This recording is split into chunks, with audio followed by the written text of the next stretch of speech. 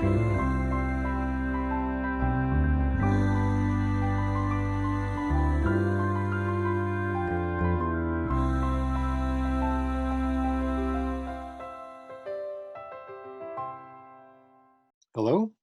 I'm Merle Weinberg, and this is Book Circle Presents The Cavalry Cycle. This time we're continuing our reading of 30 Toes Short. I can't believe you brought a gun.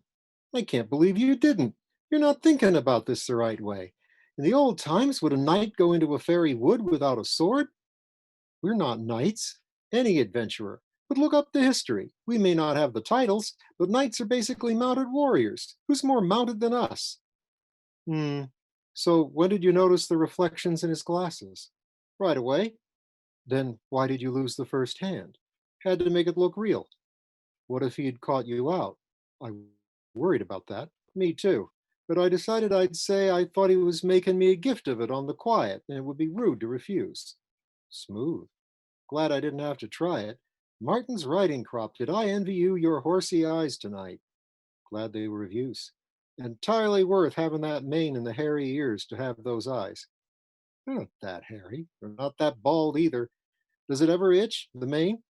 I don't really notice it unless I think about it. Like now, of course. I wonder what Petra's story is. She's sure not one of those trivial ghosts the Thanator has on his leash. Maybe we can ask her sometime. I heard her breathing hard while we were waiting out the game. Interesting. Well, she's supposed to be healing back to life, right? Maybe crisis situations push that on. Martin's Jodhpurs, look at our jackets. Whoa. La Forêt 1, jackets 0. I wonder how much they cost. Harry hauled out, drained his gills, and scooted across the pier to lean against his locker. He closed his eyes and breathed deeply for a minute or so, exhaling through the gills to dry out a bit inside.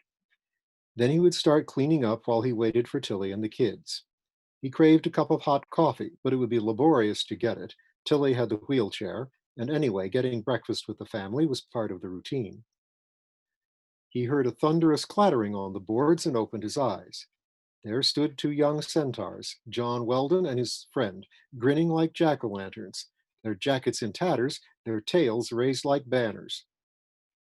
Hello, we glad we found you ashore, Mr. Morley, said John. He leaned down and presented Harry with a cardboard coffee cup. Cream and sugar, right? Harry took it, bewildered. He began. Carlin has something for you, too. And he made a grand sweep of the hand toward his friend. Showtime. Carlin held out the shore leaf belt with both hands. How? Harry began, but Carlin urged, try it on. It would be a while before Harry got out a full sentence. Hands shaking, he obeyed. They hardly had time to see it work. As swiftly as Carlin and Buckjack had shifted and molded on the day of their own transformations, Harry changed. Buckjack barely had time to see that the tail did not split. Rather, it contracted, vanishing, while the pair of fins below the gills stretched, paled, thickened, grew toes. Harry sat gasping for a few seconds, panting at the gills before he remembered to stop them. When he tried to get up, Carlin bowed down and helped him. He leaned on Carlin's arms for several minutes, sobbing. The first thing he got out was, I can cry. I couldn't cry before. Buckjack had heard that merfolk could not cry. What use were tears in the sea? Then Harry went down. At first they thought he was collapsing, but then they saw he was kneeling to Carlin. Hastily, Carlin crouched down before him. Mr. Morley, I hate what they did to you. I hate it so much it makes me dizzy. I can't undo it or bring them to justice for you or for me, but I can do this for you, and I want to. I want to very much. Harry went into sobs again. After a while, Buckjack could hear the words, thank you, repeated over and over. Then Harry pulled himself together and said, I, Harold Nicholas, swear by St. Nicholas and by my name. No, sir, please, let it just be my gift. I want to unbind you, not bind you to anything. But I want to show my gratitude. That's fine, that's fine. But I don't want an oath. Here. And he backed slowly down the pier, Carlin leading Harry through his first steps in years. Then he made a nimble pivot at the end around Harry and led him back. He was walking on his own by the end. "They're strong," he proclaimed. "My legs are strong." "They better be," Carlin said, "or I'll want my money back." "What did jokin'? I paid nothing." "He won the belt in a wager," Buckjack explained, just a little. Harry looked confused and alarmed. "Mr. Carlin, what did you wager?" Carlin waved the question away. "There was a trick. It probably won't work again." And he did not want the details to get back to the Thanator. "I wondered if you'd been in a fight," said Harry, gesturing at Carlin's ragged jacket. "Nah, we just left the forest in a hurry. Don't worry. No one's coming after us or you. Have your coffee." Harry picked up the laid-by coffee and stood, drinking it. It was hard to sip while grinning so much. "Wait till Tilly sees," he gloated. He looked down. "Oh, uh, oh," both centaurs echoed. Pants were not something they thought about much anymore. Everyone cast about for something to wrap around Harry. Buckjack shucked his shredded jacket. "Here, sir, best use for it." Carlin followed suit. Tying the sleeves, they used one jacket fore and one aft, and supplementing with their undershirts, contrived a very breezy kilt. And then it was done. Despite being young and strong, despite being designed from the tissues up for endurance and being victorious, they just wanted to leave now. Comparing notes a block away, they found both had wanted to leave before Tilly and the kids showed up, because it would be very joyous, but very tiring. They had, after all, spent the night running around in the woods in fear for their souls. They left Harry on the pier, waiting for Tilly, grinning. The thin morning traffic paid no attention to a pair of naked monsters plodding through the back streets. Cote Dice has seen much stranger. Fletcher had acquired a new crate to use as an impromptu desk, and he had positioned it at the entrance to the caravansary courtyard. "At last," he remarked as they stumbled in, "you missed a lengthy and informative lecture on shipboard procedures for trainees by the boatswain and the first mate. Don't worry, we recorded it for you.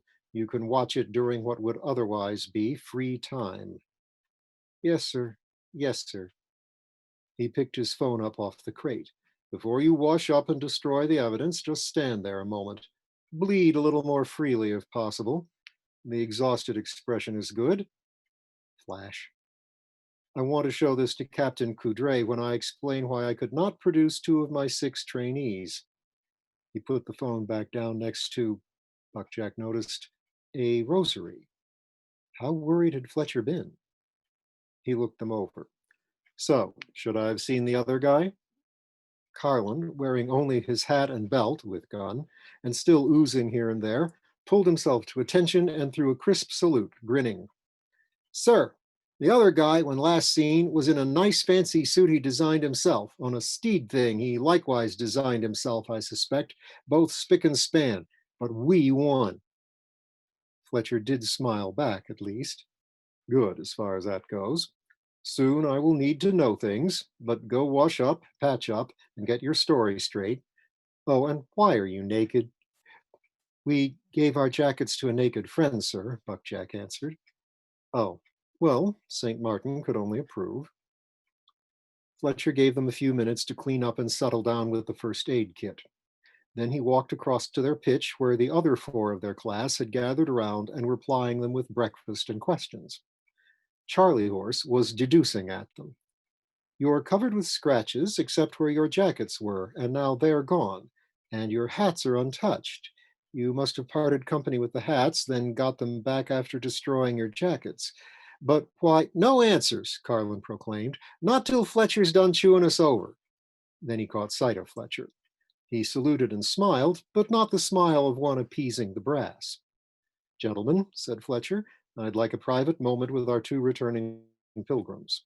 With grimaces of sympathetic fear that Fletcher affected not to see, their classmates retreated into the background where they could tell the other watchers how little they knew. Buckjack and Carlin were lying on the ground, weary, dabbing cuts with ointment. Fletcher did not appear to expect them to rise, but he did continue to loom over them. Why did you not use the walkie-talkies? He asked. Why did you not answer them? I'm sorry, sir, Buckjack answered. The batteries ran down. We had to use them for flashlights. He offered his own for inspection. For hours? Fletcher asked, examining it and finding it inert. Sir, it seemed like years. Fletcher sighed and nodded. He then surprised them by lying down next to them. Buckjack felt he had been forgiven or exonerated. When I was getting on for the lecture and you still weren't back, I started to worry and tried to call. When you didn't answer, I got worried enough to. Living in barracks and in the field, you don't have much official right to privacy. So I try to give you lads as much unofficial, ordinary privacy as practical. Why make life harder? Why destroy trust? But when you didn't answer, I decided to look through your things for clues in case I had to bring in the constables or the majory. I apologize. I collected your phones, though I didn't look in them. Here they are back. By the way, there may be no coverage here, but if you had taken them, you'd have had another pair of flashlights. And I collected these two things of yours, Carlin. He produced the amulet and a small paper wrapped package. From the state of the wrapping, I think you've had the package a long time. I'm pretty sure you didn't have the ward before arriving in Brickell, but they seem connected to me. He handed them back and looked at Carlin invitingly. Carlin's smile was stepped down and looked meditative. Buckjack couldn't recall seeing him like that before. Buckjack bought it for me yesterday so I could tell him something in confidence, to block a geas. Fletcher gave a little snort. You've no geas on you.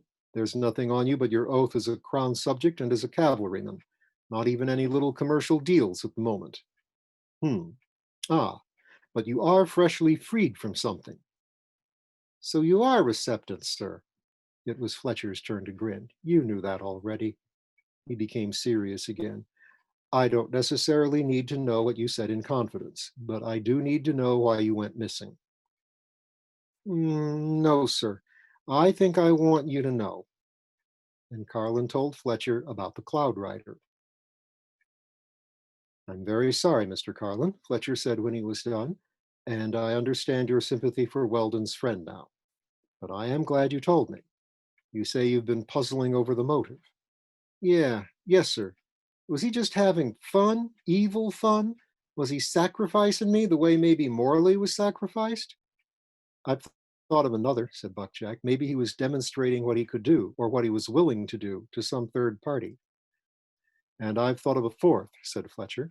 What if he or his boss wants to plant within the cavalry? Me?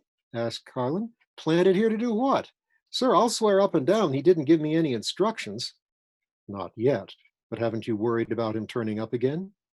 Well, yes, but it's been well over a year since I saw him. Good. Now, I understand that you don't want a murderer to know you've broken the secrecy he demanded. But I'm going to tell Lieutenant Sanders. He keeps secrets too, and I want more than one officer around here to understand the situation. Also, I will file some open in case letters, but I will try to keep it as secret as I responsibly can. Buckjack pointed at the little package Fletcher had delivered along with the amulet. Is that the package the Cloud Rider wanted you to deliver? Yeah, the lure. One end was already open. Carlin shook out the contents, an old paperback book, The Centaur by Algernon Blackwood. Ha ha, said Fletcher flatly. Ever read it? No, sir, said Buckjack. Not this copy, said Carlin. I had it checked, but it's not enchanted. I keep it just in case. It's the only evidence I have, and it's kind of a black souvenir, like keeping the bullet that shot your leg off, only the reverse. Should I destroy it? Could he use it to track me? Fletcher shrugged. He doesn't need it. The Crown is tracking you for him. Your enlistment was in the papers last year, back pages, but there. The cavalry routinely tracks where it sends us, and we are, after all, conspicuous. Suit yourself. It is, as you say, evidence. Carlin nodded and put the book back. Now, said Fletcher, leaning back and folding his arms, about running around in the woods all night. Are we in trouble with the Fay La Forêt de Brickell? I don't think so, sir, Buckjack answered. We didn't mean to cause trouble. Fletcher rolled his eyes.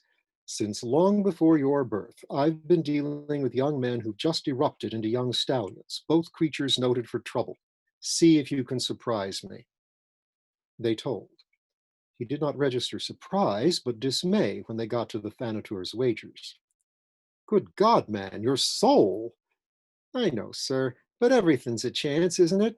And that mount of his, it looked cool, but it was as heavy as horsepower and as much feline as equine. I didn't think it was really built for a long chase. And he might not be able to put me, the likes of us, in a troop at all, he said. Perhaps, more quietly. And I don't know that my chances of heaven are very good anyway. Fairy might have been my best bet. I don't believe it. I certainly don't believe it now. Well, then, at a much lower level, what about your military obligations? Oh, he was willing to let Carlin serve out his time, Buckjack interposed with grim relish, and come for him after. He stared hard at Carlin, who shuddered. So did Fletcher. A nice thing to look forward to for the next 13 years. Or, or he was willing to buy him out with 7 shore leave belts for the Navy. Buckjack and Fletcher both gazed at Carlin, who seemed to be reliving the moment. Flattering in a terrifying way, Fletcher remarked in an undertone. I wonder what the Navy would have said.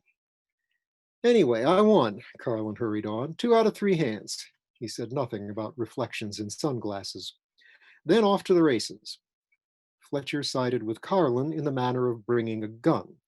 I didn't recommend it, but I certainly won't say it was wrong. He listened without further comment to the presentation of the belt to Harry Morley. Then, well, well done. The first 2 of this class to graduate to hero. Buckjack felt his blush flame. Mr. Carlin, I don't know if it means anything to you, but I'm very proud of you. Buckjack was astonished to see a blush creep up Carlin's face. You've given me a year of courtesy tinged with irony, and I admit I thought you took the Sagitta because you were on the lam from something. Well, no wonder you had a sour taste in your mouth. You made a noble response to it. Carlin was bright red. Mr. Weldon, Fletcher said, there is a friend that sticks closer than a brother. Buckjack started. You just showed me the way out and pushed me over the wall, Carlin interrupted, and put yourself in the gun sights. He dabbed ointment on a cut on Buckjack's haunch. Fletcher looked at the surrounding camp, where their classmates and some other folk of various species were hanging about, clearly trying to guess how much trouble they were in. You deserve to have your tale told, but you've just felt how embarrassing it is to tell it. If I can advise, let it go with as much as you told Morley. Folk as sharp as Charlie Horse will quickly realize the magnitude of a bet that led to your present condition. The rest can come out gradually, maybe from folk like Petra. No need to talk about souls or sunglasses. Buckjack and Carlin traded startled glances. Sunglasses? Oh well, receptant. Charlie Horse himself now emerged from the general stir of the camp with a large bowl of mulch in each hand. Excuse me, sir, is the private moment over? Because I thought even truants might need some more breakfast. And you're curious. A creditable excuse, Mr. Darnley. Well, Mr. Carlin, Mr. Weldon, is the private moment over? Yeah, said Carlin cautiously. I think so, sir. And thank you, sir. Fletcher nodded, rose, and went to delight the ears of Lieutenant Sanders with a fairy tale hot off the press. Charlie Horse plopped the bowls of mulch down next to them. He remained leaning over them, looking remarkably predatory for someone who was 9/10 herbivore by weight. So, tell. First of all, Buckjack answered, we are not in trouble. He thought quickly. How long until our next job? 2.5 hours.